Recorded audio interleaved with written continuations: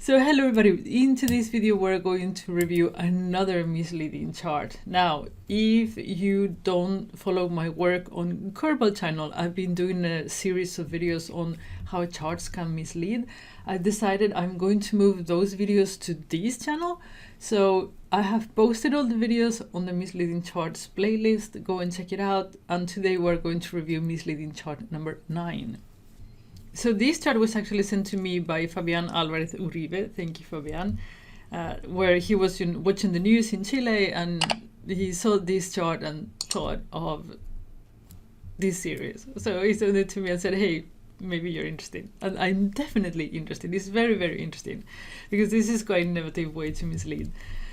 So here's the thing, Chile, one of the countries where the rate of vaccination is the highest. They're doing actually very, very well, but lately the number of vaccinations, the rate of vaccination has decreased. So the number of people that get vaccinated is less. And the Ministry of Health went out with the chart that you see next to me to prove that that was not true. So it says if you look at March and you look at where we are now, the number or the rate of vaccinations has decreased, but not that much.